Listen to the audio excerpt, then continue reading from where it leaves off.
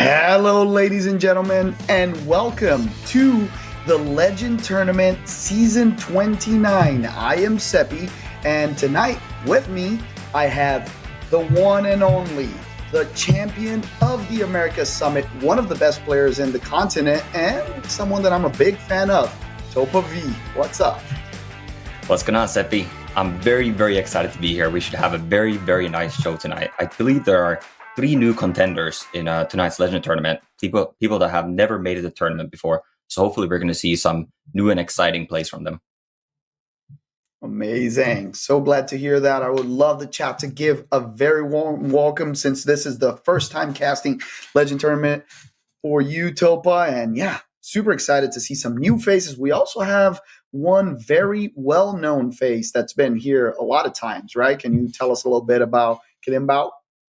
Absolutely, yeah. Kylian Bao has been on a tear on the ladder recently. He has been dominating, didn't win last season, but the 2 previous seasons, getting back-to-back legends. He's definitely the player to watch out for tonight. Yeah, and once again, closing rank 1, but very interesting. You were talking about these players that are very new to the scene, and we also had a super interesting storyline.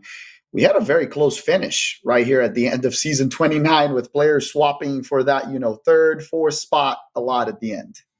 Right, definitely, Seth. Yeah, I was watching the ladder and the leaderboard right up until the end of the season there. And I actually saw that Etowaru and Frank, who was rank 5 at the time, had a matchup against each other. So, had Frank won that, we may have had a different contender here tonight.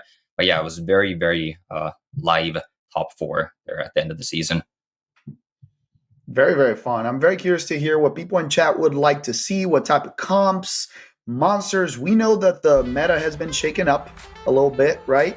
But before we talk about the monsters that we want to see tonight, let's talk about the Legend Tournament. As everyone knows, we have a season that lasts for months, players fighting for those top 4 spots. When the season ends at midnight, so 30 minutes ago, the top 4 players qualify for the Legend Tournament.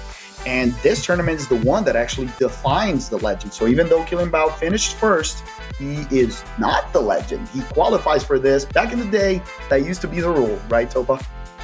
Absolutely, yeah. Man, that is a long time ago now, but we used to not have this Legend Tournament. But yeah, Kilimbo is not done yet. He may have had a pretty convincing lead on the first spot in the ladder too, but he's not done here yet. Looking to get a 3rd legend finish for him here, though.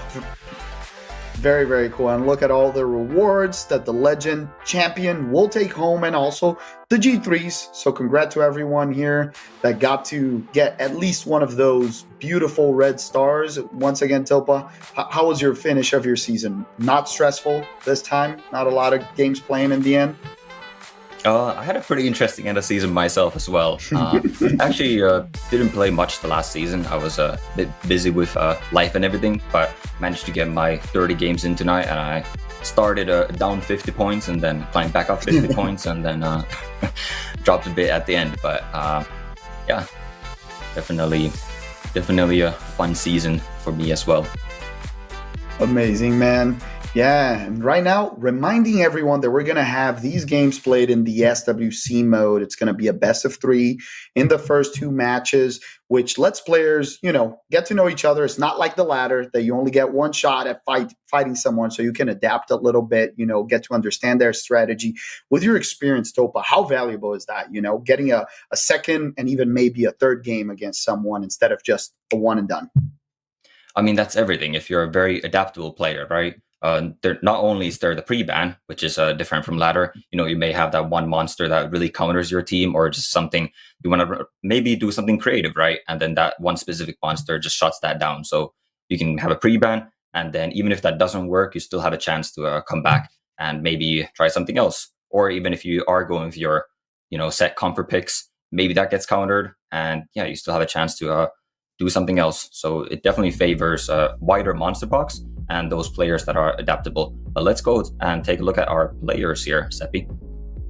Yeah, Eduardo, as you were telling me earlier, I didn't quite kind of like connect the names, but you were telling me that we think that he has participated, right, in SWC already, not in the Legend tournament yet, but Correct. that tournament experience can come in handy. We're talking about being adaptable, having a white box, and right now we're seeing, the Laura being brought in. We've known that Ciara has come back into meta, a surprising meta of seeing Ciara back up and also Chandra being picked a lot.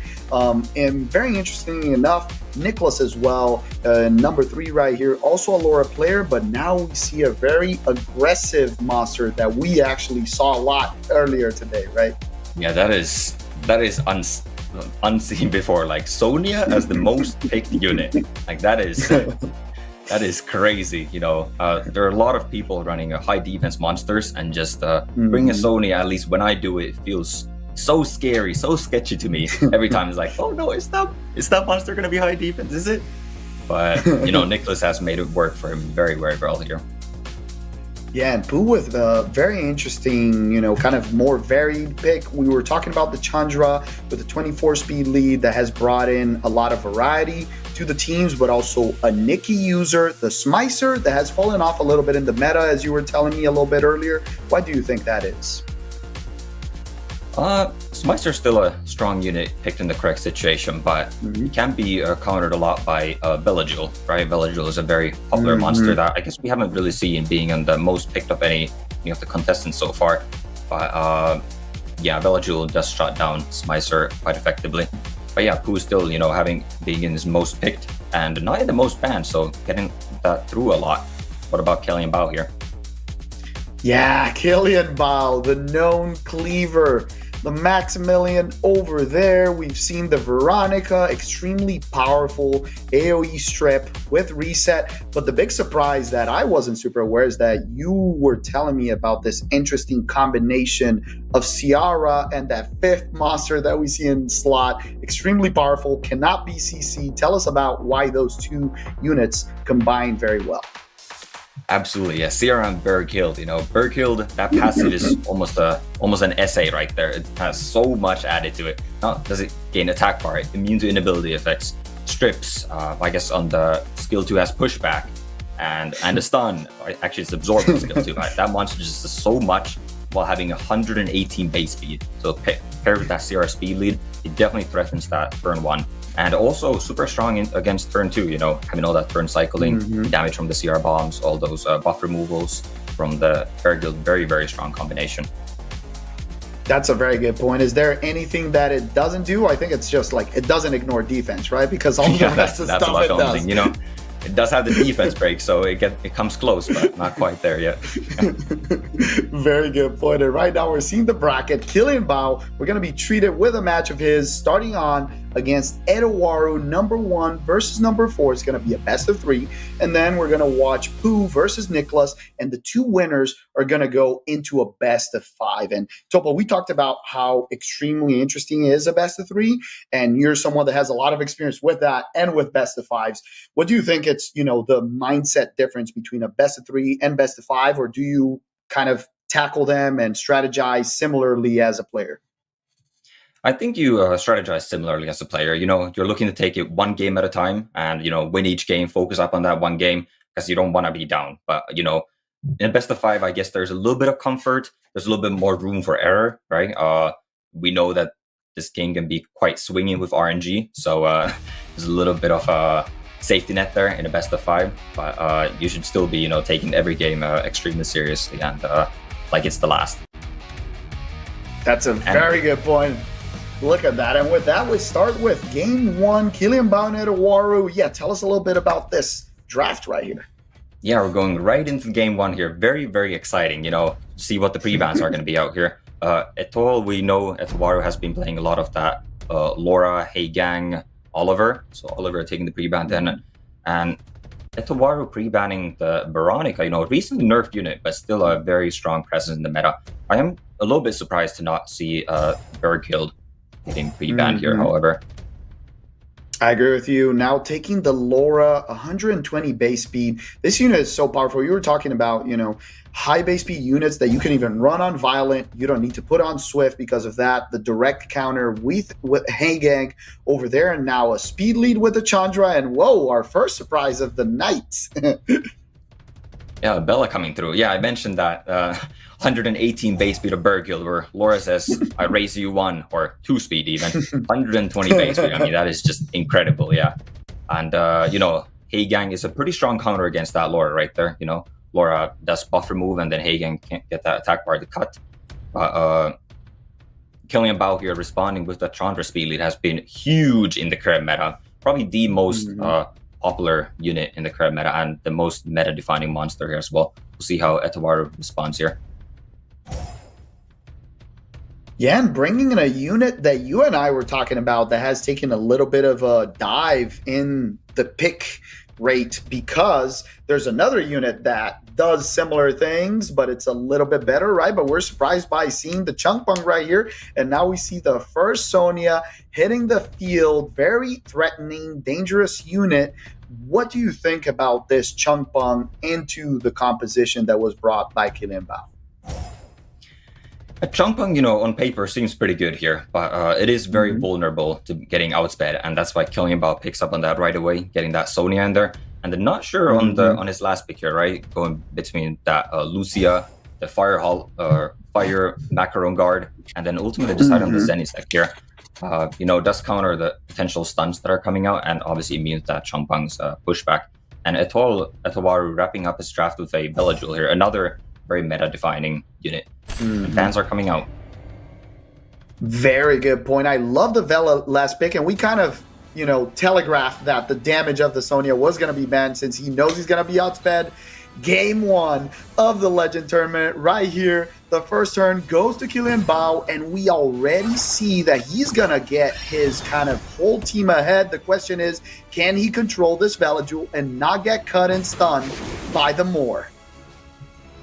Yeah, Killian Bao really trusting his runes here to go first, and that's why he bans out the Hagang, more when there's so many buffs from the Laura and the Will runes.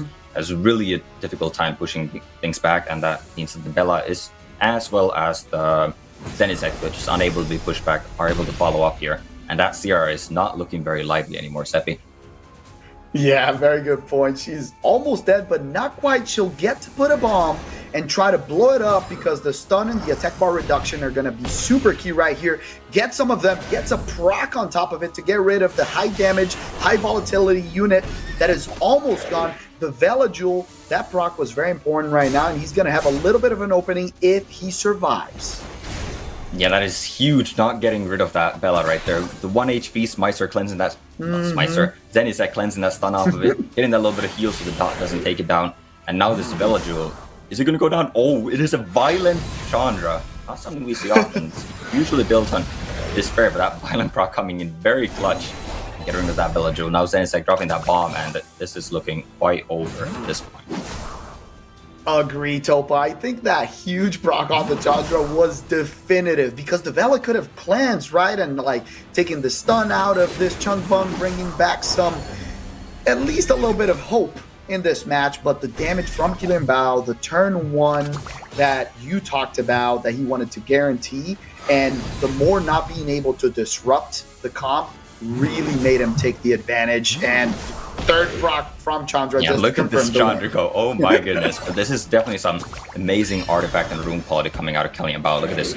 3,206,000 damage, 2.6k damage coming out of Laura. And we didn't have any heals beside that Bella Jewel skill 2, which wasn't really able to go off. So Etowaru's team is essentially just kind of gets lead down a little bit there. Yeah, very good point. I think it was very interesting, the Sanisek pick. It's a unit that generally we see it a lot as a counter pick, right? You don't want to be controlled. You don't want to get your attack bars pushed back. But in this case, it was instrumental to get that stun on the Vela, not let the immunity come out, right? The bomb because of the proc. So imagine if it was a unit that just put in CC and it didn't have that bomb, this Vela maybe could have shifted the tides of the battle. Yeah, that Zenizek did some amazing damage with those bombs, as well as being able to provide the stuns. And something that I guess I didn't really think about is that it does or it's a pretty good counter into Champang. Champang typically resets your team, but since Zenisek is unable to be pushed back, you can't reset it. Champang can't reset it, so those bombs go off, and again, with the limited sustain that Etowaru had there, those bombs were detrimental. Yeah, from this spot, like if you were in Etowaru's shoes, what would you try to do? Would you still try to counterpick or try to go with a more aggressive turn one comp? How would you play into this, game two after losing game one to Kylian Bao? Yeah, well, something to note is that they both do share the Laura, and that's probably why Kylian Bao did first pick that Laura. It'll be interesting to see if Kylian Bao decides to pre-ban the Laura here, however. But then the Oliver will be available. So I think, as you mentioned, Etowaru definitely has to fight speed here. He went in with the Champang, and Champang typically is, you're trying to go first, right? That unit is not typically very tanky, doesn't have that much sustainability. So you really need to go first, you really need to get that jump on the opponent. But Kylian Bao's Rune Call just being so good, Etowaru was already on the back foot right off the start. Yeah, and you called it. The Laura stolen, but now Kylian Bao pivots into his main comp that is extremely dangerous. The question right now is, does Etowaru steal the Chandra this time? Chandra was also super powerful in the last match. It brings not only a source of slow that is extremely good, but also the protection that it brings to the table. He does go for the more aggressive pick in the Oliver speed lead. Yeah, Etowaru has been liking his Oliver pick, and it also does give him a 33% speed lead as opposed to the Chandra's 24, which he might need here. Kylian Bao does have amazing room quality, as I keep mentioning here. But yeah, that 33 lead might be enough for him to get the jump. Also bringing in Vivachel here. I was not aware that he even had this unit, but that is definitely a very volatile unit. You don't know where that unit sits in speed-wise, and if one of the units manages to move just in front of it, Vivachel is going to come right back, and that unit is going to drop to 1 HP and be looking to get taken out. Yeah, that's a very good point, Topa. And it's the first treat, kind of, and he goes a little bit more bruiser at the end. The Masha extremely strong against 3 of the units on the table, and the Meiho Wang, 2 fire units, which will tell us if Kylian Bao brings a water unit last or no. Another LD to close out the match. I really like the combo of the Volantis Juno. We know the Volantis is hard countered by the Juno, so bringing them together is super strong. But right here, who do you think is the most... swapping it out. Yeah, I did not think we were going to see that Nyx coming through. Nyx counters debuffs. I don't see that many debuffs, especially with Etowaru's last 2 picks there of the Masha and the Meiho Wang. That's a lot of damage. So he brings a tanky CC unit with the Cardinal that also has a little bit of a self-sustain in the skill too. And that is going to be getting banned out, as well as the Oliver. I really like the ban on the Oliver. Kylian Bao guaranteeing that turn 1, even though there's 2 very fast units on the other side. Let's see if he can do that in the match. And yes, sir, turn 1 is for this extremely fast unit. Gets the stun, no reduction, but it doesn't get cut by the Laura and lands the provoke. Oh, the Laura with the violent proc coming through. Yeah, Kylian Bao with that very nice ban on the speed lead, guaranteeing that turn 1, and then looking to get his balances off here. The Masha and the Meiho Wang, Etowaru did kind of pivot, as you mentioned, out of his turn 1 draft here, but I don't think it's the best choice here. Look at this CR bomb damage, and that is going to Masha off the beast right there. Oh my god, that hits so hard, Topa. Right now, he's basically banking it all on the monkey. He needs to get rid of multiple units, but right now he can cleanse the Laura that already had a big proc in this match, but that Death Break and the Masha being off the chair are really, really gonna hurt. Yeah, definitely. It is gonna come down this monkey, as you mentioned, will Bergil land her defense breaks as well as that cycling, and how hard is this Juno going to hit? That is ultimately what is going to come down to here, and we will only see. Very good point. Can the Laura get a clutch stun? Well, there's 2 units that you either don't stun or you don't want to stun in the other team, right? So it's a difficult match for the Laura. It's going to be everything in the back of this Fire Monkey King. Absolutely, Laura not landing a single stun. That is quite uncommon to say the least. But that CR drops there. This Vivichel is most likely going to drop this skill 2 here. Gets a double stun as well. Wow, this Volantis, incredible match. Double stun with the dots. Yeah, with this, it's going to be gone for the Vivichel. End of the game. The Juno continues to punish the Laura, and that death break on the monkey, if he doesn't proc out of it, oof, it doesn't. It's going to be a 2v2. He gets the sleep just to try to get the extra turn, but that defense buff might save this monkey if it doesn't get stripped, but it does. Ooh, this is going to be close. This monkey has not gotten a single kills. Wow, that is a lot of damage coming from this monkey at this point in the game. But Balance with the skill 2, is the dots going to be enough? No dots! No dots, the monkey can bring it back. Skill 2, no proc. The Volantis, can he proc again? Yes, sir, to finish it off. Idowaru winning. Wow. What an insane match right there. Yeah, that was crazy. I thought that the monkey was going to drop. He wasn't getting any additional turns until at the very end when it was already over. But Volantis getting double resisted on the dots. That is most likely a double 15% chance at the end there. And the monkey makes it out by the skin of his teeth. That is, wow, what a way to start. Yeah, we called it. The monkey was kind of the only unit that was withstanding that damage, but I was impressed that even with a death break, after the defense buff was stripped, that the monkey did not fall. You called it. It came so close, and it hit so hard on the Juno. Very well ruined, Meiho. Absolutely, yeah. Yeah, as I mentioned during the match, I did not think that the Meiho Wang was going to make it out, but you know, that monkey did so much damage. Like that Juno, I think had about half of its health remaining, and that monkey just one skill 2 and the Juno is gone.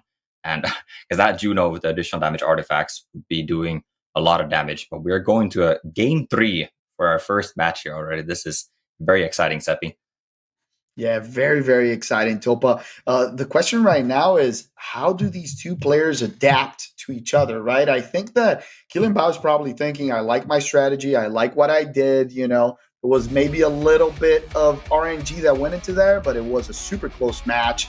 Or does he go back to that game 1 strategy, taking the Laura, you know, pre-banning the Oliver, putting Idowaru in a more uncomfortable position? I think we're going to see a repeat of that.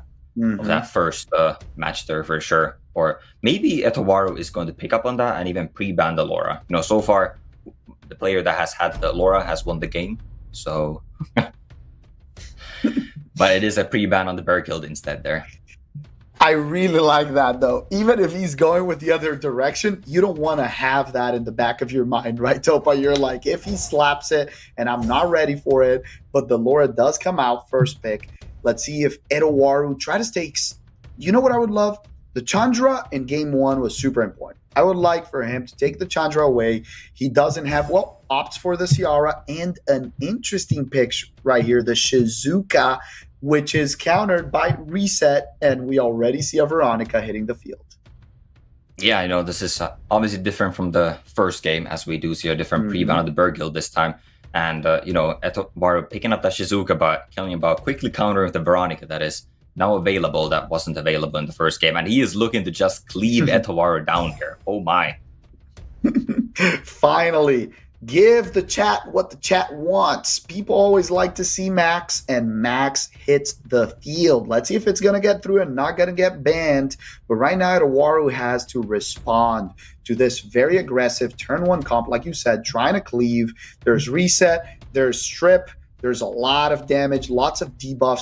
Do you think a Juno is a good option here or not? He already has. Well, the Juno comes out. We'll have to see if it's going to be tanky enough. I fear here that if Kylian Bao picks, you know, more damage here and something that is going to make it so the Maximilian cannot be banned out of this Max is just going to wipe the floor.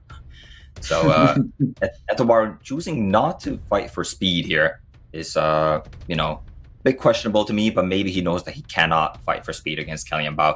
That Veronica is super, super fast. And also picking up that Sonya again, and now the Nikki as well.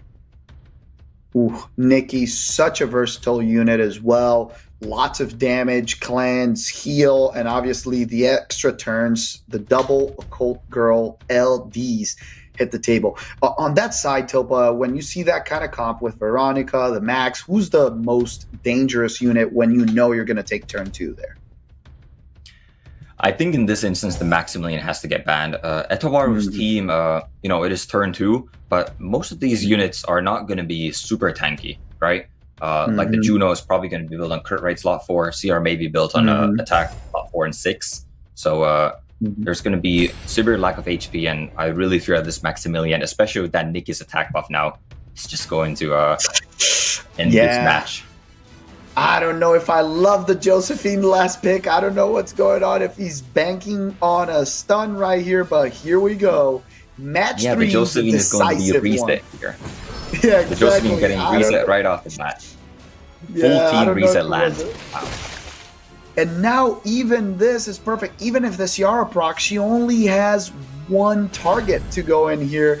No proc. The Josie can try to keep hitting this Max. The only opening he'll have is the Shizuka, but she's reset. He needs a proc on top of not getting stripped by the Laura, right?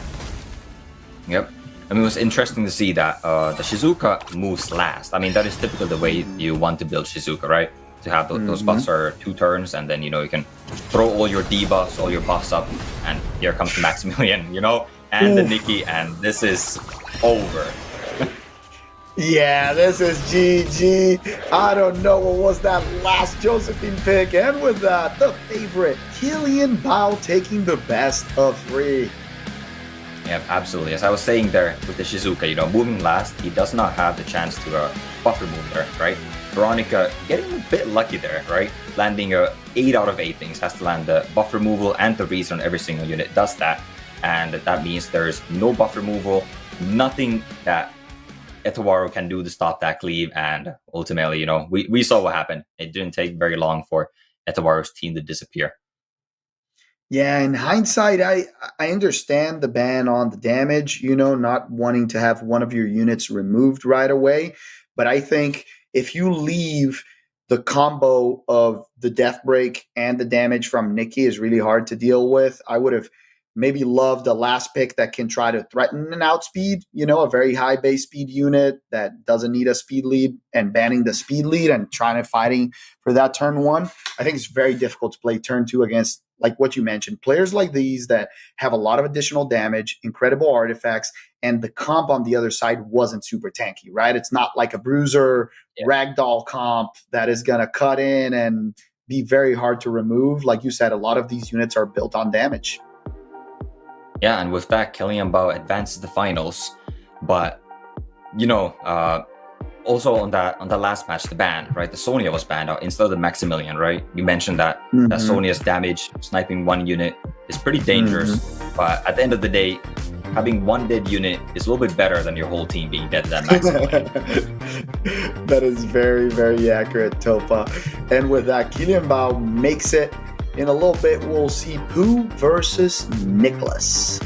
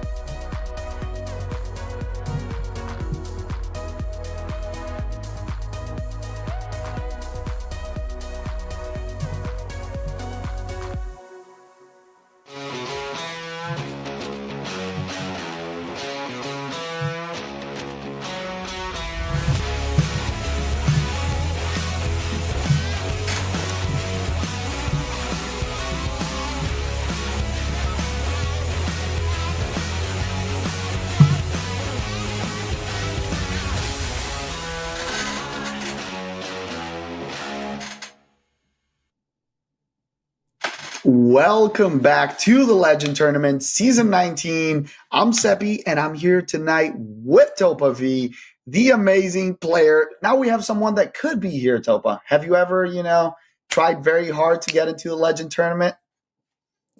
I have, yeah. My best finish is actually rank 12, so I haven't quite made it there. But, maybe one of these days still. Never know, never know.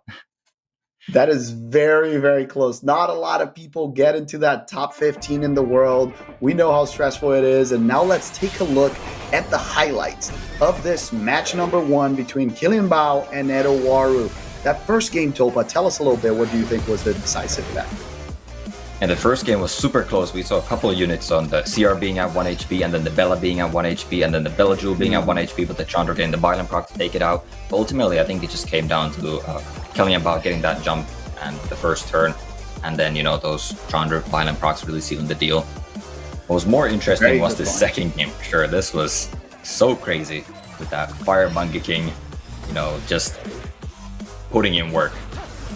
Oh, out of his mind with that hit on the Juno, and then it was just the solo of the Fire Monkey King. So 2 very close matches, and then this third one, we talked a little bit about the draft, and how maybe Edouard on that last pick could have done something different, and no disruption came on, and the cleave from Kylian Bao worked beautifully. Absolutely. We even saw in that highlight, there was only one highlight from the last game. It was that fast. It was Maxi skill 3 into Nikki skill 3 into Veronica skill 2, and the whole team was gone. I love the thing that you said of maybe letting the Sonya through, right? It's better to lose 1 unit than all of the units. So I think that's a principle to apply in RTA. Absolutely, yeah. Especially since Etowar did have a Shizuka there as well, Maybe I don't know if the Shizuka is built on high defense, but sometimes they are. I think most Shizukas are built on high defense to counteract the Sonyas. And then if the Sonya were to snipe something out, the Shizuka can still, somewhat bring it back with that skill to use its skills. So I think Etowar definitely not only maybe made a slight misdraft in the Josephine, but also in the ban. I 100% agree. That's what I do with my Shizuka right here. And now we're going into the second semifinal. Number 2, Pooh versus number 3, Nicholas. Very interesting match. Let's talk about this draft, though, Topa. Yeah, Nicholas, as we saw in the player profile, has been picking Sonya as his most picked monster. So we might be seeing more of that aggressive style of play here. But we see the pre-ban on the Laura and the Sagar. We didn't see a Sagar in the first set, did we? We did not, which was surprising. We saw a Chungpung, but I think they've studied each other very well, because we have a Chandra Sagar player on the left side and a Laura Chandra player on the other side. So stealing each other's units, and now the Velajul appearing once again tonight, and the Twin Angels, the Water ones. Why is that unit so interesting, Topa? That unit, it does a little bit of everything, right? And especially when you don't have that Chandra, as you mentioned, both of these players really do favor that Chandra, that speed lead, and, I guess a water unit, some bruiser. But in a lot of cases, when the Chandra gets stolen, we see players respond with that water Twin Angel. It also has a 24% speed lead, and it has some interesting mechanics, being able to boost up units and set up, defense break after a buff removal, possibly into one shot, or just to, use that skill 1 boost from the Bella Jewel to get your whole team immunity and the whole team to move. So it has a lot of versatility and a very, very fun unit to watch and to play with, for sure.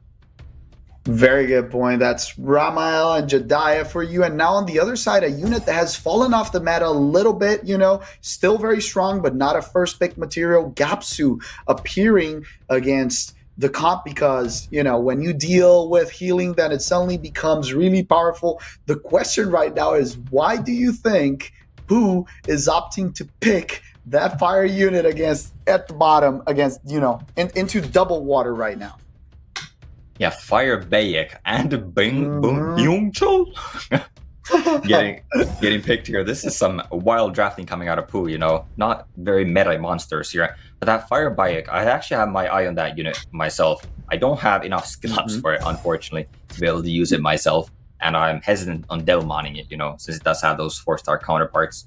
But it has a very low cooldown on that skill 3. And Mhm. also, which, for those of you that don't know at home, the skill 3 is on a 3-turn cooldown. It heals you as well as the lowest ally, cleanses all the debuffs, hits, I believe, 6 times, and has a 50% chance of defense break on each hit. So it actually does a lot, and also can deal quite a bit of damage. But so it's going to be definitely interesting to see here. See the bans on the Leo, Nicholas picking his Sonia, and also his Spicer getting banned out here. Yeah, I really like the Smicer ban. I think the other ban was very clear. And now turn 1 is for the Sonia. Can she remove someone? Is the Chandra gone? No, sir. Ooh. Very tanky Chandra and takes the 34k to the face, Topa. Yeah, Pooh definitely came prepared here. He saw Nicholas had that Sonia as the most picked unit, and he probably put some minus wind on, that Chandra, maybe his whole team here. But that Chandra is still quite low, but Josephine's not able to take it out. Actually, it might be a slight misplay by Nicholas here, not using Josephine's skill 1. Josephine's skill 1 always crits, just like the Beast Monk skill 1s. So if a crit there on the defense break might have been enough to take out that Chandra, Seppi. I agree with you. I think he got a little bit, lost the attention. He focused too much on getting that provoke and didn't guarantee the kill. And now the Chandra, it's like it didn't even take damage. It's at 75% health. It's going to be really hard to come back from this with only the damage. He needs to land the death break, continues to target the Chandra, but doesn't get it since the fire unit landing it on the water one's a little bit harder. Yeah, we obviously see that Fire Bayek skill 3 coming through here with that massive healing. And both the Dokubi Lords actually healed up the Chandra as well. So he is looking very, very lively. And at this point, there's not a whole lot of damage on the side of Nicholas after that Sonia got removed. It's going to be an uphill battle for him here, Seppi. Yeah, he's going to need some bio procs to get back in this match, especially from this Vela, because the Vela's controlled right now. The silence is on top of him, and he's going to keep now hitting the slows from the Chandra. So oppressive, guaranteeing that you get more turns. You cycle around your opponent a little bit more, and very interesting config by Pooh, right? Like a lot of healing, a lot of tankiness to withstand the amount of stuns, control that is coming in from the other side. Absolutely, yeah. Pooh definitely did his homework here against Nicholas. Again, so that Sonia being the most picked unit by Nicholas here, having that Leo making it be a force ban, and then picking 4 units that the Sonia is probably not going to be able to kill, right? All these units have probably 50,000 hit points, and the Sonia is just not going to be able to do that much damage. That's a very, very clear point from you, Topa. I think that's a good class for people at home, on how to counter Sonia. You don't need to pick all the 5 units to counter her, but in this case, knowing that it was a very likely unit that your opponent was going to pick, he prepared super well, and now continuing with the damage. And the interesting thing about these units is that not only they're super tanky, but they are also consistent damage dealers, right? Absolutely, Seppi. All of these units, do some crazy damage. All of them actually have that max HP scaling, right? They're building 50,000 HP, and that max HP scaling comes in clutch. Especially Does with he this. Do it right now? Oh, yeah, with this. Now he does get the provoke. Yeah, especially with Byung-Jul, always critting, and there we see the Fire Bay skill 3 with that defense break, and Bella-Jul is gone.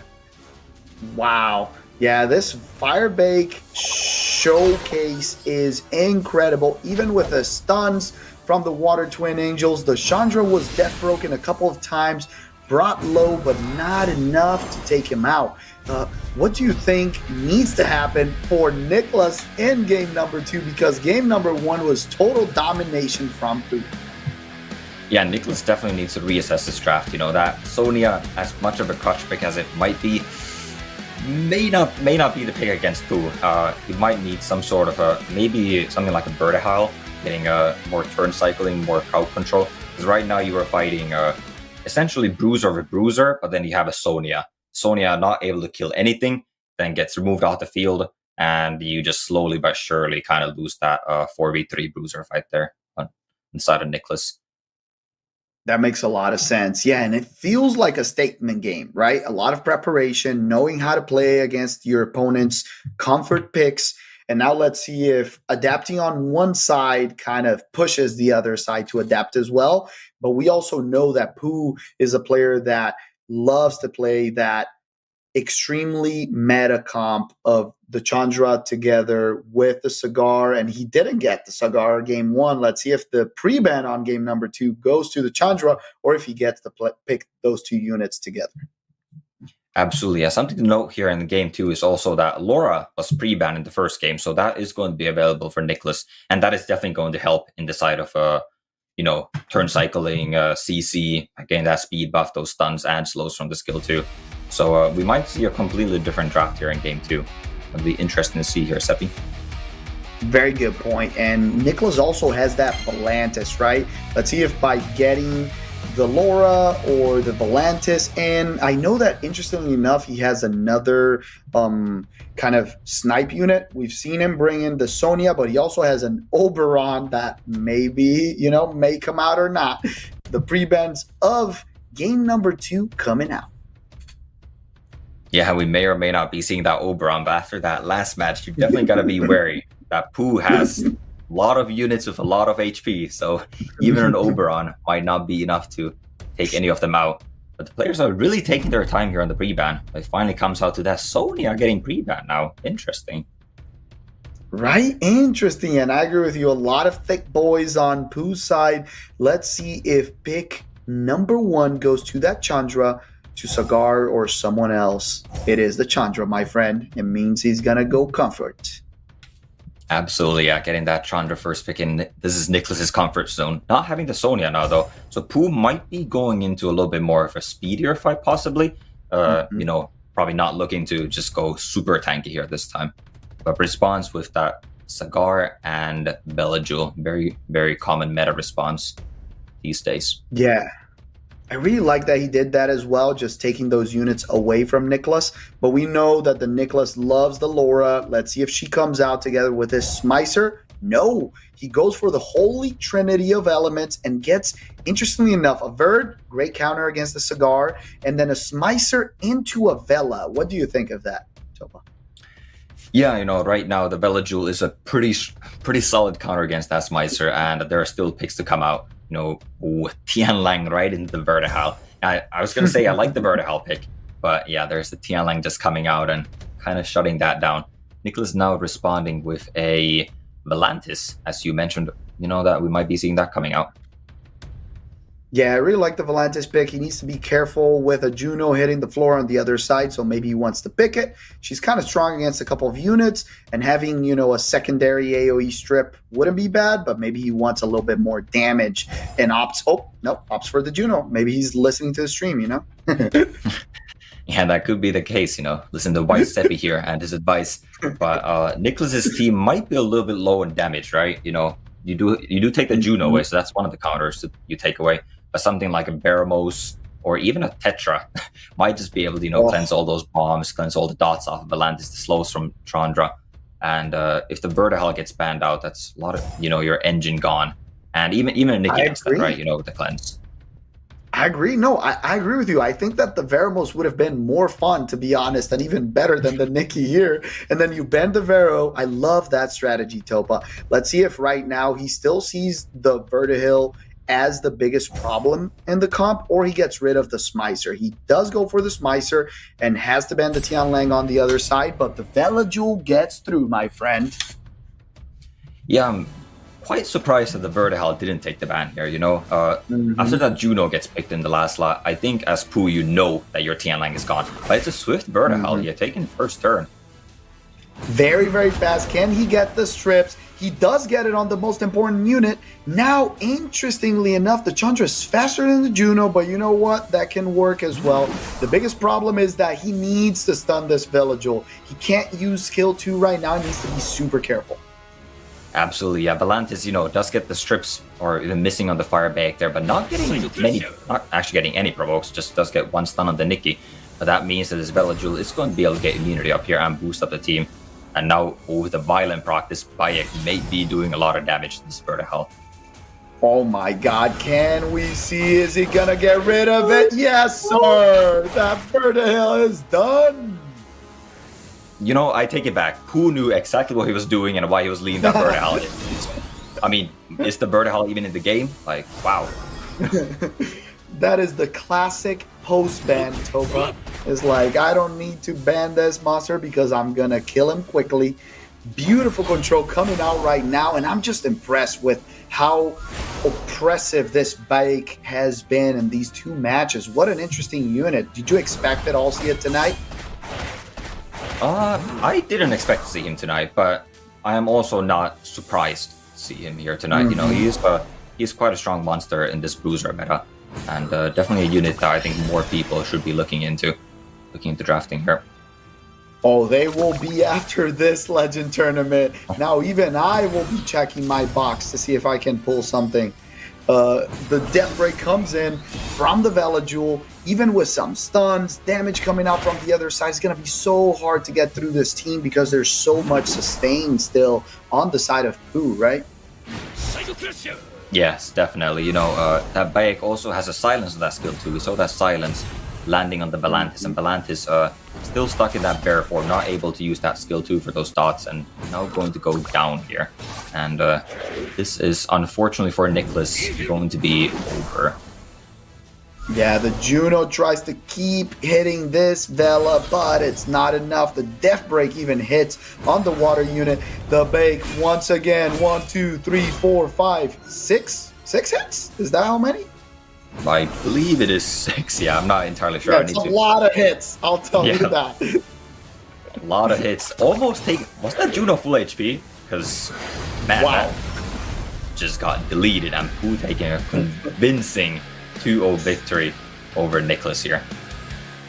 Wow, what an outdraft. Incredible preparation, right, Topa? You can see some players really study their opponents, prepare a couple of different strategies to tackle it, and we've seen that he brought some units that, like you said, like you're not surprised that it appeared, but it was definitely not expected, you know? Let's see if he's also prepared something to face Killian Bao, because they play very different play styles, his current opponent, and now in going for the finals and trying to get this Legend title. Right, yeah. Firebake was definitely MVP of the match there for me, but we'll see if Pooh has cooked up something, you know, something else for Killian Bao, because that is, you know, all these players are great, but Killian Bao is just another beast, you know. He has been so dominant, such a strong player. And I'm going to be interested to see what Pooh has, you know, if he has prepared anything special for Killian Bao, or how he's going to do otherwise. Very good point.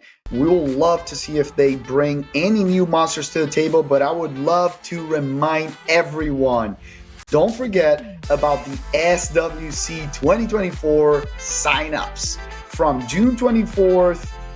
Don't forget, it's only until June 24th, actually. So we only have a couple more days. Topa, did you sign up already? Absolutely, yeah. I signed up, and everyone else should too. Even if, you know, you didn't do so well this season or last in the ladder, it's 100 free energy, you know? It's definitely do make sure to sign up. You still got a couple more days for that. And yeah, it is SWC season here coming up. So very, very exciting couple months ahead of us here for sure, Seppi. Yeah, I love to see those cups, you know, the best players from each continent, seeing the different play styles.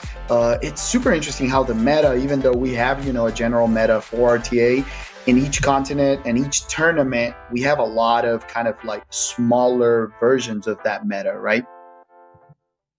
Yep, for sure. You know, yeah, it's always interesting to see the different regions, and then how even, you know, the SWC lasts quite a while, and then we have a couple balance patch typically during that time. So the meta is very much live and can even change during that.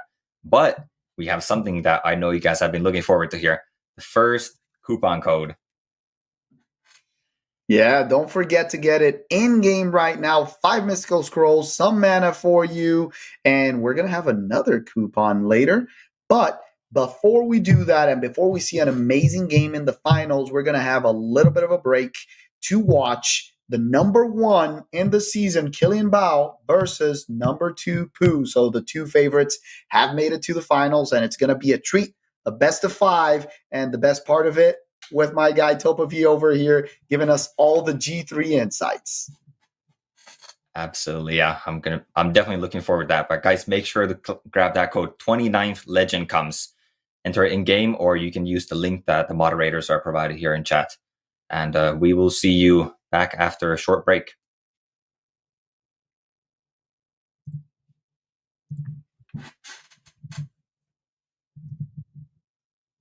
Or not. Yes, are we still here getting the codes? And thank you. Well, see you in 10 minutes.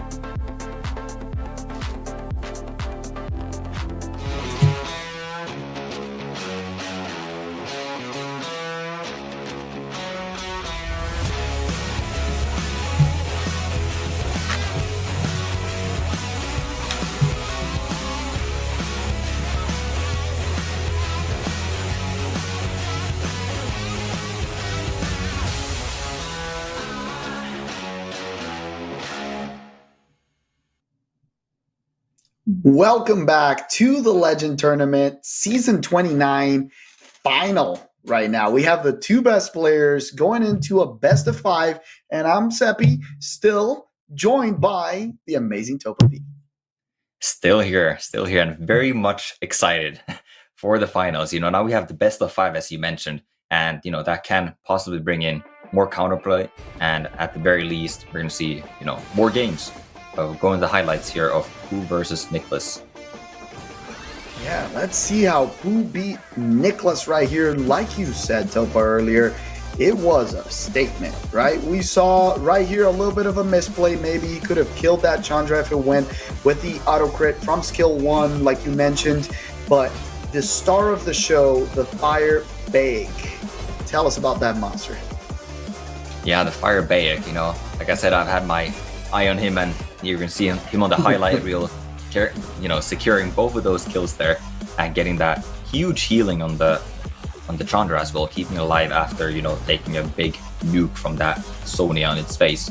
And here once again we see the Fire Bayek just one-shotting a Vertihile. Like that is crazy damage coming out of him.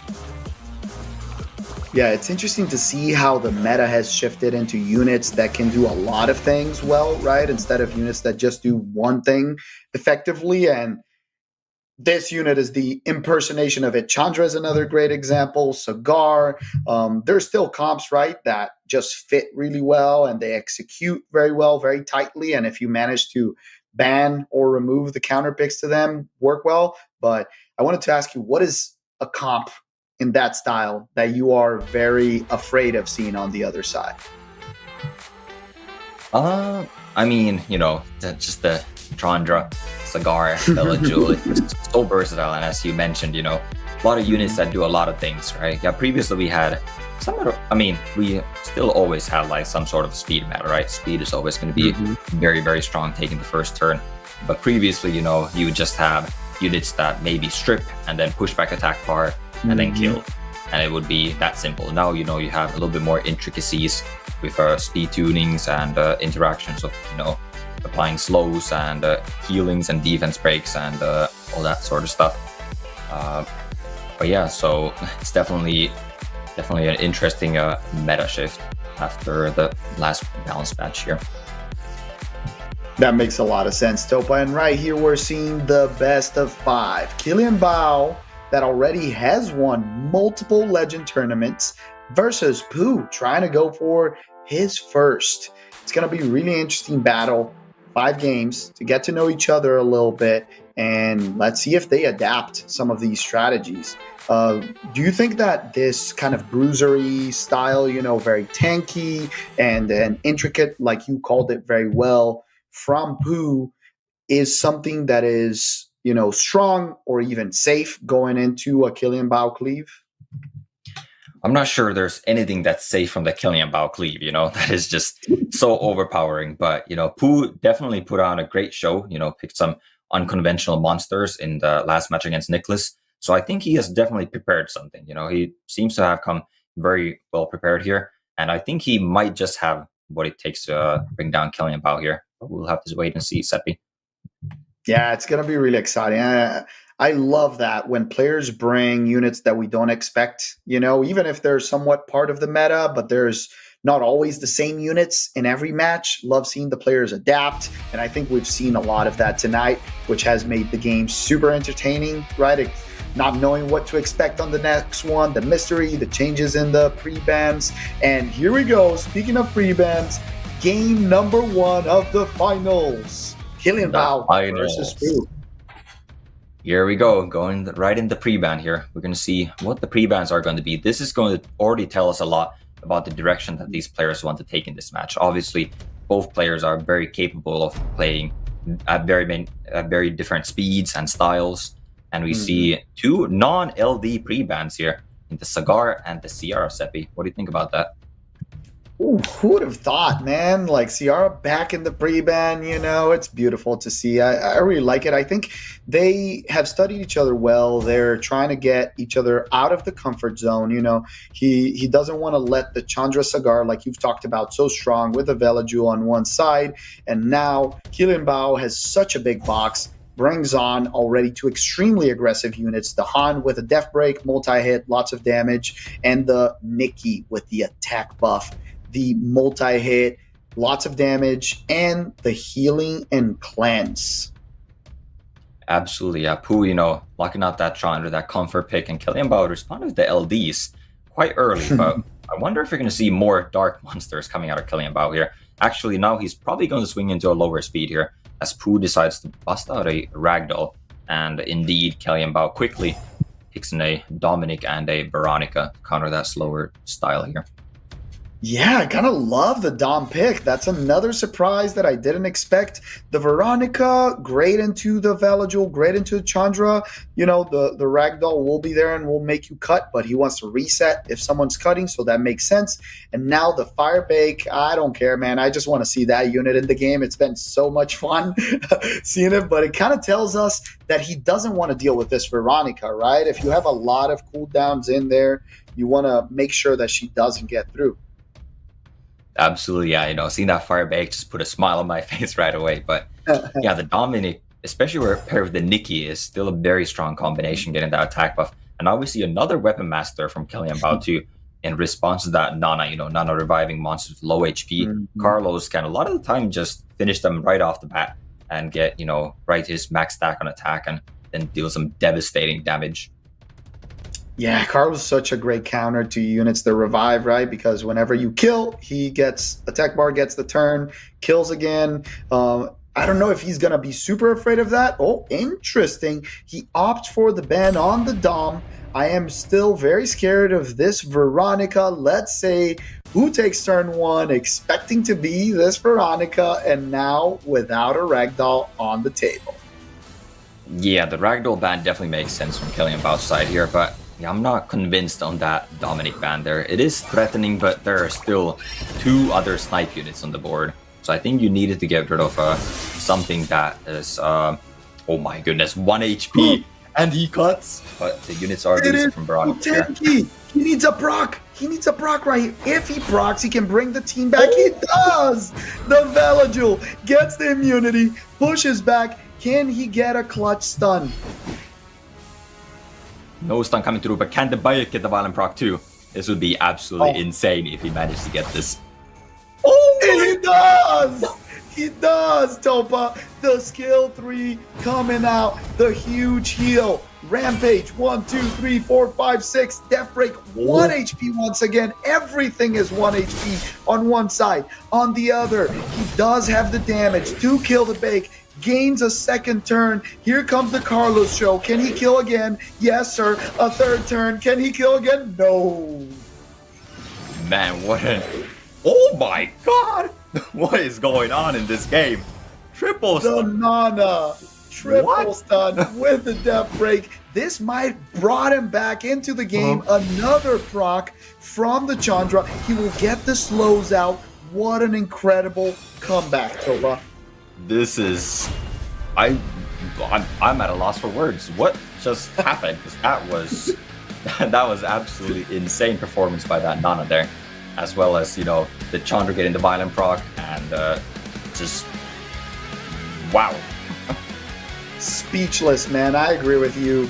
Incredible. Do you think that the Vile proc from the Vela was key, definitely, but we saw the show from Carlos right after that, killing unit after unit, twice that Bake, and then going for the Vela, almost killing it. Do you think that the proc from the Vela, bringing it back, or the stuns and death break from the Nana were the decisive factor in that game? I mean, I suppose I'd have to say the proc from the Velajul, right? That's what started it all. Without the Velajul proc, it would have been over. And, needless to say, Pooh got a lot of good RNG there in that match. From the Velajul proc to the Bayek proc to the Nana triple stun to the Chandra violent proc. But also, interesting to note is that, he was just tanky enough to survive an attack buffed Han skill 3 on that Bayek to put him in that position. And also funny to note is that the Carlos also lived with 1 HP there at the end. So very, very close match even with that RNG there, Seppi. Yeah, I agree, man. The rune quality on these guys is incredible. That 1 HP survival, and also the other thing too that I think is really cool is the speed, right? You talked about that cut. Even though the unit didn't die with 1 HP, he was fast enough to cut in between even without the ragdoll, right? So that's super, super interesting. You know, we disagreed with the Dom ban and he ended up winning it.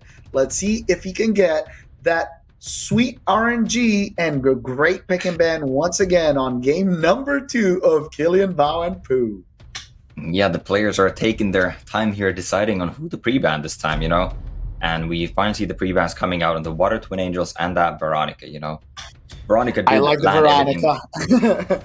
Yeah, Veronica did do some damage there last game, but I mean, ultimately, I guess, you know, we can see the effect of the nerf from Veronica in the last match too, right? Previously, that reset would have been a 2-turn reset, and Pooh would not have had a chance to proc on the Bella Jewel immunity or proc on the Bayek in the skill 3, and it would have been completely over. So, you know, we can see that little bit of a nerf to Veronica definitely playing a huge role in that last match. And now we see Killian Bao taking the Chandra away. What do you think about that, Seppi? I really like that. Taking Pooh out of his comfort zone, but Pooh does respond with the 2 other key meta picks on the Cigar and the Vela Jewel. The Vela Jewel super strong in here, but, you know, Gapsu, lots of sustain, and now a lot of volatility and damage with this beautiful Cannon Girl that I wish I had, but, you know, I got the wrong color. I got the light one. Yeah, you mentioned about the Emily that you've been using her, but, you know, hopefully her dark sister comes to your summon hen chat here soon. But anyways, we see Pooh bringing back the Bayek again. 4 out of 4 matches in the Legend tournament. Fire Bayek making an appearance. This is very, very entertaining to watch for sure. I'm loving that. It's such an interesting pick. I don't know about what do you think about the Sonya in this match? Is he just trying to remove this Nikki? Because Cigars are also very, very tanky, general. Yeah, I mean, you know, Sonya, I mean, it can only snipe 1 unit anyways, right? So as long as you have 1 target, it's somewhat of a valid pick. And, you know, that Nikki is most likely not going to have enough defense or hit points to survive a Sonya. So I do like that pick, but Pooh also having a very nice Rika last pick here. Noticing that Killian Bao does not have any immunity on his side, and Gapsu only cleanses 1 debuff each turn. So. That's a lot of debuffs. It's been some time since we've seen a quick slap on a Rika last pick. Love to see it. The question right now is, does he remove some damage from the table? You know, we have 2 very big sources of damage on Killian Bao's side, and then on Pooh's side, there's 2 fire units that are very, very problematic. Absolutely, yeah. And we do actually see the ban on the Sonya, you know, Pooh does not want to lose his Nikki here first turn, and Killian Bao, as expected, you know, that Rika is getting banned. And we're looking at maybe a little bit longer of a match this time. Yeah, very good point, because the unit that would remove someone super quickly is off. There's a lot of tankiness on Killian Bao's side. Let's go into game number 2 of Killian Bao and Pooh with a very fast Gapsu. You know, this game might actually not last all that long after all. This is Killian Bao getting the jump once again with that speed limit. Look at this. Double violent proc. Probably doesn't even need it because that CR bomb was coming through, and I mean, even fought the CR bomb already.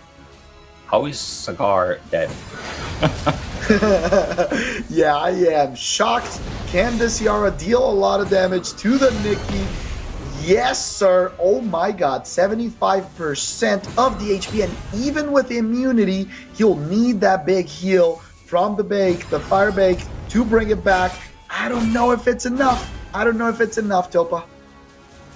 Yeah, this Bella is going to be doing so much damage, especially with that violent proc he got earlier. And Bayek does get the additional turn as well, but misses the defense break altogether on the Bella. Quite unfortunate there. Had he landed that defense break, that Bella probably would be down. And would maybe stand a chance here still. 100% agree, and very unlucky. This proc allows him to strip. Doesn't strip, but it's so much damage. She needs to make a choice right here. Do I go all in just for the damage, or do I try to survive with a heal? She goes for the heal. Dangerous choice, because a proc or some damage can just remove him from the field. Right now, if the Chandra hits and then a Ciara crit can take him out. Yes, sir. And it's a 4v2.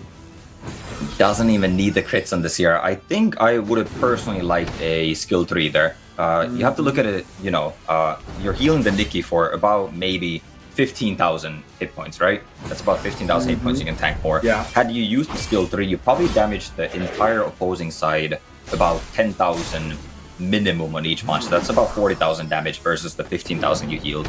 So I think skill, and also you get attack buff on your team. So I think ultimately skill 3 would have been a bit more value. And also if you get the violent proc after, you get even a bigger heal on the skill 2. But who's choosing to go for that skill 2? And as we see, the Nikki still drops, but so does the CR here. Very good point, Topa. I think that was one of those key kind of moments in the match that you have to make a choice, right? And he was already in the back foot, so he should have gone for that damage. Right now, the Firebake did its thing. It didn't land the Death Break, but game number 2 goes to Killian Bao 1-1. The pressure's back. The champ got a win. Very consistent draft. Stole the Chandra away. What was your favorite thing about, this match? I mean, my favorite thing has to be the rune and artifact quality coming out of Killian Bao. Sagar, insanely tanky monster, and just got deleted. Gapsu skill 2, skill 1, 2 turns on the Bella, and Sagar is just nowhere to be seen. And that is just incredible. I agree. I think both of us were like, oh, this is going to be a little bit of a longer game, and then it's like a lot of damage. This is an incredible, strong Bella as well, right? The additionals that monster should have, because she's also tanky. She took some punishment in the game and was still there. And that proc on turn 1, getting the Cigar super, super low. Impressive.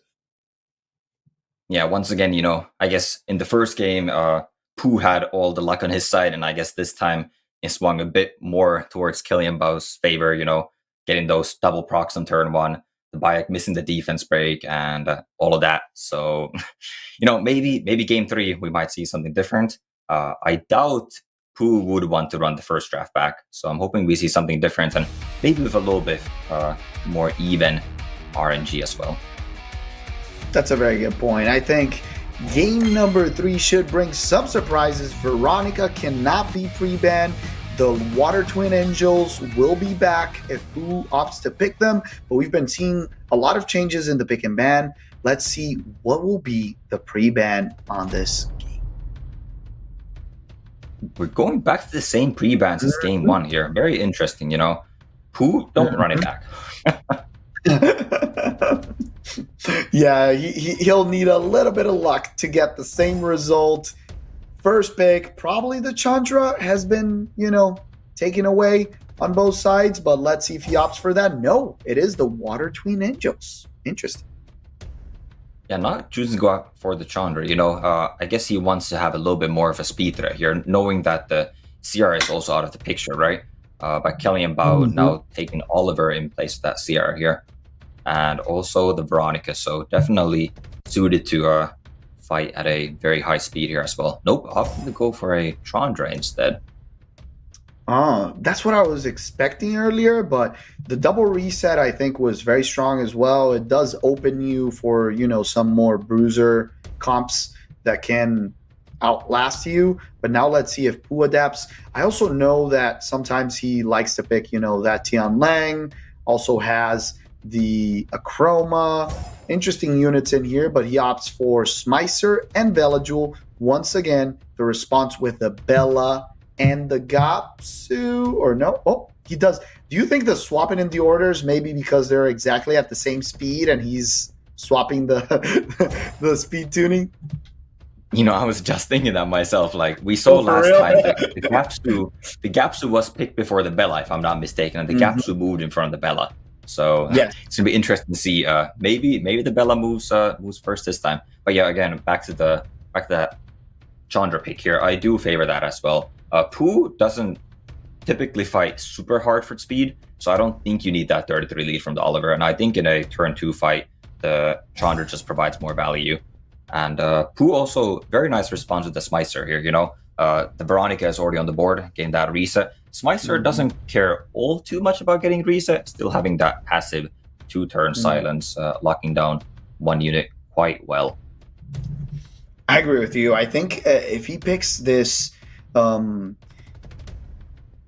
this last pick, the Sonia, it's gonna be banned. He just doesn't want to lose a unit right away. The only thing that it couldn't target would be probably the Vela, and he will have to risk, the reset from the Veronica and the damage incoming from the Bella.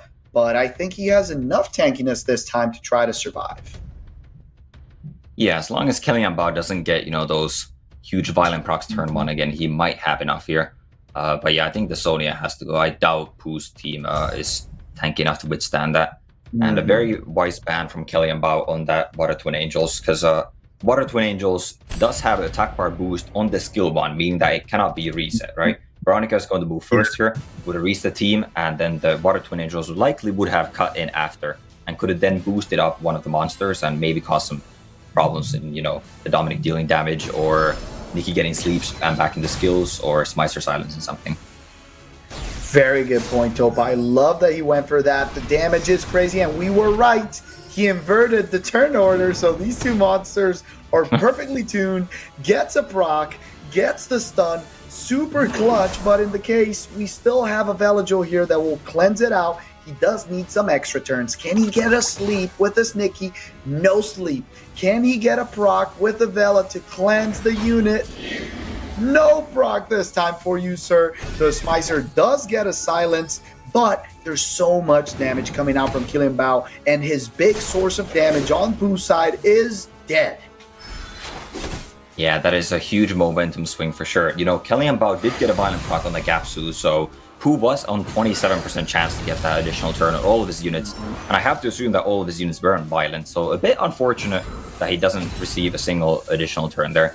But ultimately, he is not out of this yet, especially with that Belgian violent proc now, looking to get a defense break here.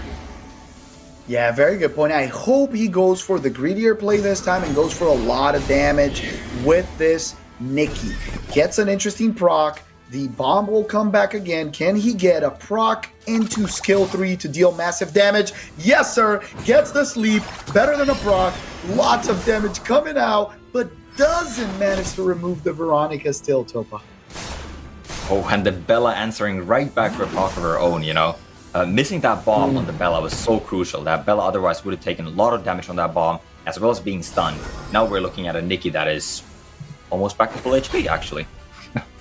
Oh, yes, and a huge proc from the Vela Jewel to finish off that Veronica. The interesting thing is there's 3 units right here that will keep giving attack bar to the Gapsu. So later in the game, he'll become super dangerous. But right now, I think the mission is killing this Bella, right? The high volatility, high damage unit needs to be removed from field.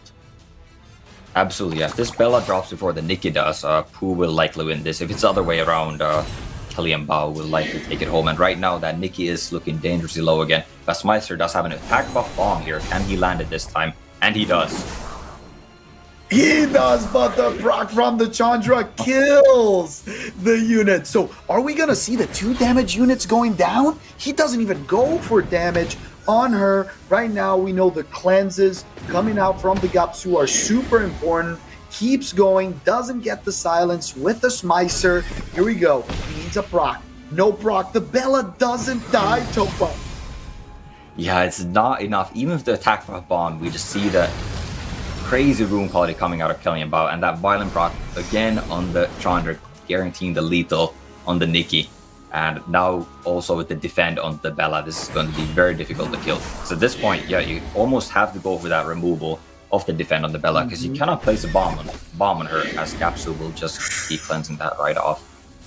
Yeah, very good call. He went for the strip, he got it, and now this proc on Smicer is huge. He does put it on the Bella still to try to make sure it doesn't cleanse the bomb. Very good job. Can he now guarantee that this Bella is dead? Oh, that was actually very well played there. Placing the bomb on the Bella, getting a bit lucky that it does. Oh no, that is not a good proc from Smicer.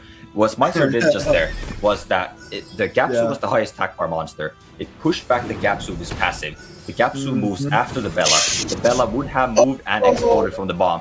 But the unfortunate proc from the Smicer then pushed back the Bella. Reduced the bar. And made it so that the skill 1 healing pushed the Gapsu back in front of her. That is quite an unfortunate proc from the Smicer. And now this Bella is looking to be taking him out. Yeah, the procs that kill you, man. She was dead with the bomb. You explained it super well. And the worst thing was the Gatsu also procced to cleanse the bomb on top of that. He gets one more chance with the Smicer, needs to land the bomb and the stun, does it, and he needs to survive one more time, but gets stunned by the Chandra. And Gapsu is there to cleanse the bomb off the Bella. And at this point, Smicer getting another proc, still trying to hang on, but I think this is the end of the Smicer here, as well as the end of the match. It is a little too late, but a super close match, Topa. If it wasn't for that Smicer proc actually working against his team, that would have been amazing. Do you think this Bella Jewel is not on crit damage? I didn't see him critting a lot, actually.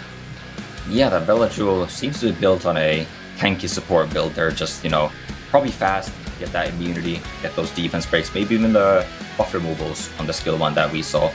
But yeah, a very, very close match there, and could have definitely gone either way, Very, very fun match. And we talked about the RNG, and this time the RNG smiled for Pooh, but it was bad for him, right? Explain a little bit slowly so people at home can really appreciate what happened there and define this match.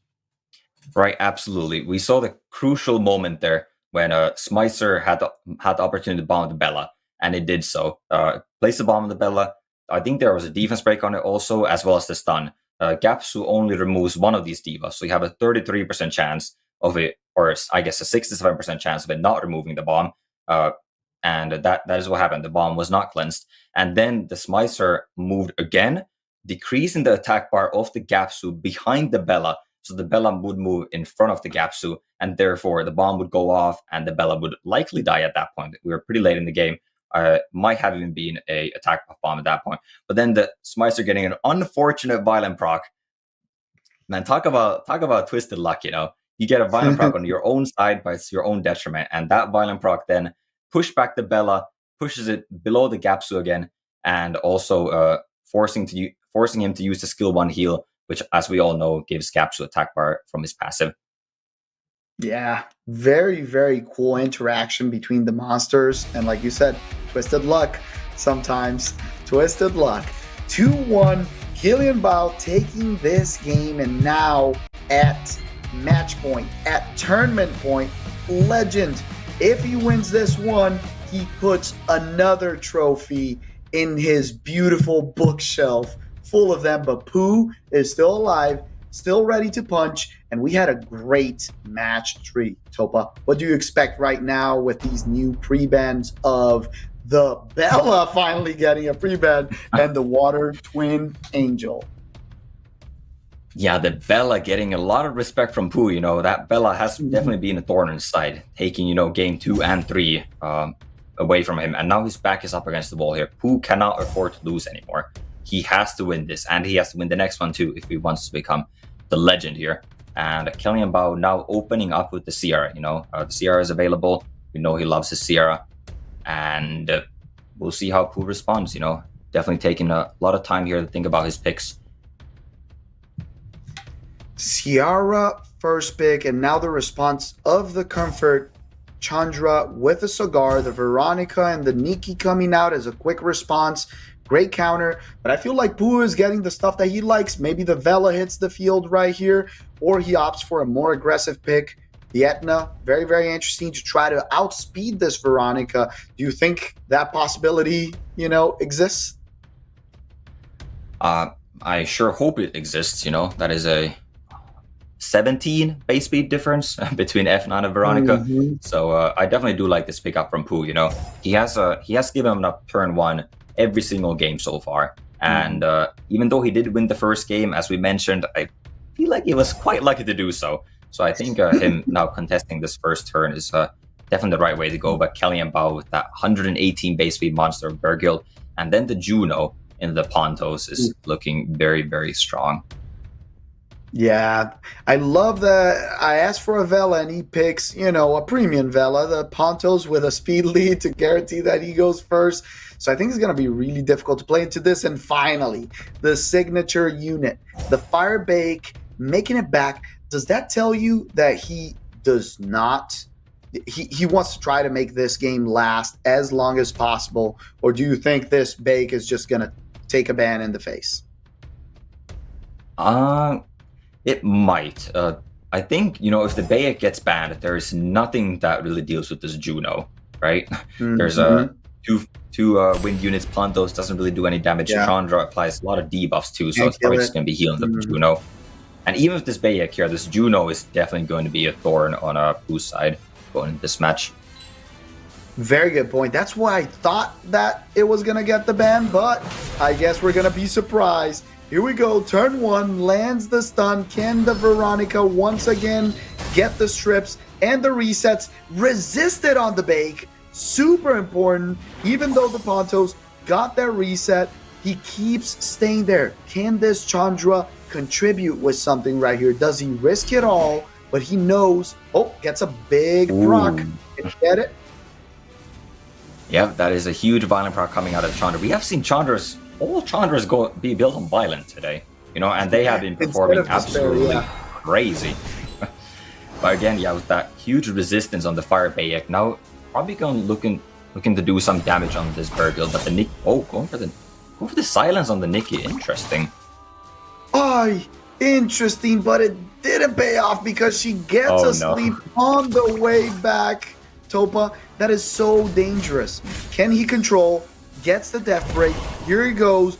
Damage from the Juno. Big damage. He needs a proc with his Pontos to bring this game back. If he doesn't proc, and he does, Caster's Curse brings it all back. The premium Valor Jewel. Here we go. Cigar trying to get the control once again on the Nikki. Gets the provoke. What a turnaround, Topa. Wow, yeah, this is absolutely crazy again. Procs flying everywhere, stuns, sleeps, everything. It's just, they're really putting it all out on the table here this match. But yeah, that Pondo's getting a crucial violent proc to pick up that Cigar off, cleansing it from the stun, and now getting that provoke on the Nikki. And this Bayek is probably going to be looking to finish the Nikki off here. Yeah, I wouldn't risk it. I would just go for the kill. He does go greedy over here. We know what Nikki's can do. If she gets a proc on the way back, we called it. If you go greedy, you get punished. Yep, you get punished. He gets punished harder. That is, the thing that makes the Occult Girls so very strong. They did limit the amount of additional turns they can take from that skill 1, but just one additional turn, as we see, like that from one sleep, is enough to get the heal off and turn the match up on his head once again. Yeah, changing the game, Topa, like you called it. The Occult Girls have, a chance to proc and a chance to their innate proc.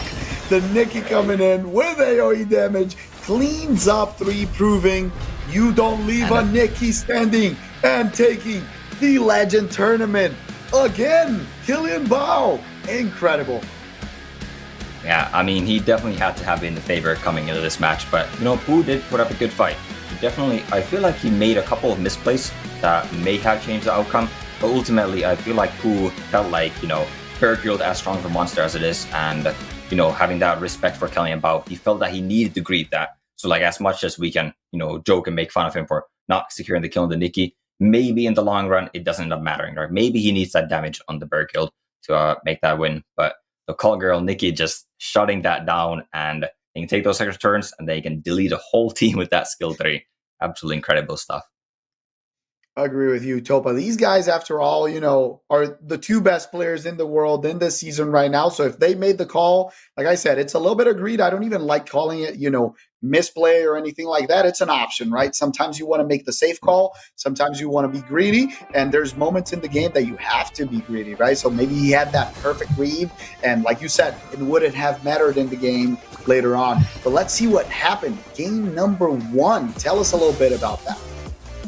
Yeah, this was just an absolutely insane game with the Bayek living with 1 HP, Belajul getting the proc out, Bay getting the proc out, and then we saw that Carlos living with 1 HP and getting a little bit of a highlight reel himself here, hearing that double kill, but then Nana clapping right back, the triple stun, and Sean dropped with the violent proc to secure the deal.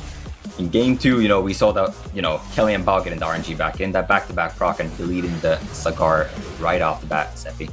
Mm-hmm. Yeah, this was one of my favorite games. Just everything about it, the Bake with a lot of hits and a bunch of damage, and then the Bella really coming through. I'm actually impressed by this combo of the Bella and the Gapsu. They work really well together in either of the kind of like speed tuning options, right, that we talked about. I thought that you would always want the Gapsu first so he can land the branding right and you can get more damage in the target, but I guess both ways work super well, right?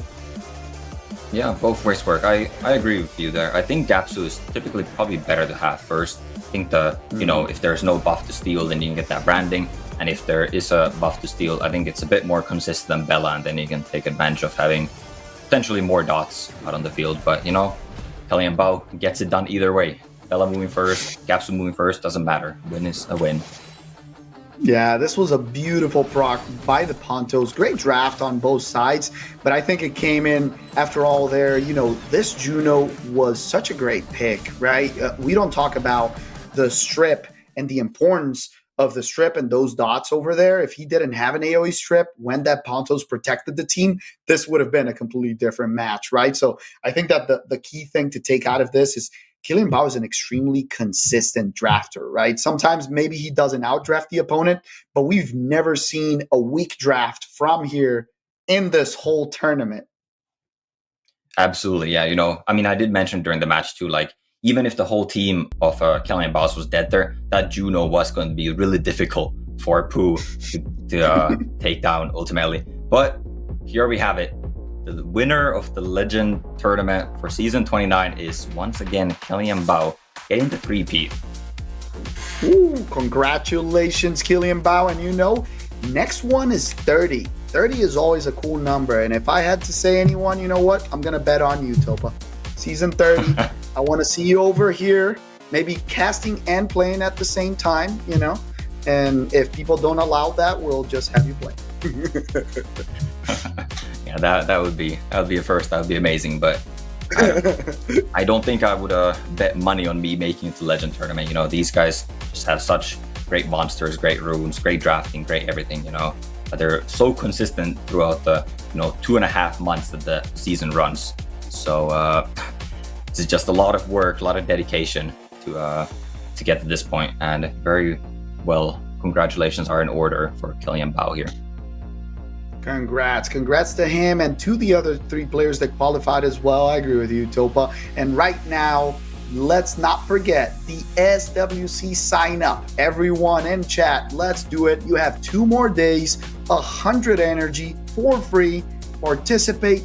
Don't forget about it. And the best thing is, you might see some of the people here at the SWC. We might see, would you love to see Kylian Bao in the SWC, Topa? Oh, absolutely. I would love to see Kylian Bao there. And I would love to see people from chat in SWC as well. So make sure to sign up, guys.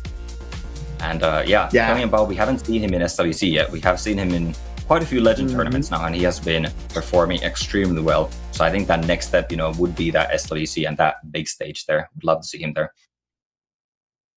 I agree with you. And I'm sure that you talked about people in chat going to SWC. I'm pretty sure that people like J Mac are in chat, former America's Cup champion. We always have players like that coming in. I haven't seen in a long time our dear friend Wycuz going to SWC, but he's been there yet as well. So that would be really fun. You over there, Thompson, so many cool players. And it'll be really, really interesting to see also the new faces that we've gotten to know. The other tournament that just happened, the America Summit that you just won, brought a bunch of new players, into the spotlight. Yeah, absolutely. It's going to be very exciting SWC coming around. So hope to see everyone in chat, watching, rooting for your favorite players. But before we head out here tonight, we have one more code for you guys. Do SWC 24 sign up. couldn't have given a better code for you guys, and make sure to enter that in for some energy and mystical scrolls, guys. 10 mysticals total. Don't forget to get it. I can get it right now because we're casting, but we're definitely getting it after this. Right, Topa? Maybe you get all those Absolutely. leftover bakes that you want to, skill up your fire one and start playing with a new toy. Absolutely, yeah. With that 10-year blessing in effect, these scrolls are very valuable. So you guys can hopefully get your dream Nat 5s and Nat 4s here during this event. So best of luck to you guys summoning. And I believe that is a wrap from us here. Yeah, lots of luck to everyone in chat. Thank you so much for being here with us, and special thanks to you, Topa. First Legend Tournament. Absolutely killed it. Incredible casting. Show some love in chat, and thank you, everyone. You guys are the ones. The community are what keeps motivating us to do this, what makes us super happy, and that's why we play the game, right, Topa? Absolutely, yeah. We're here for you guys. We love the community, and we thank you so much for joining us for Season 29 Legend Tournament, and hope we see you guys back for SWC and more. Have a good evening.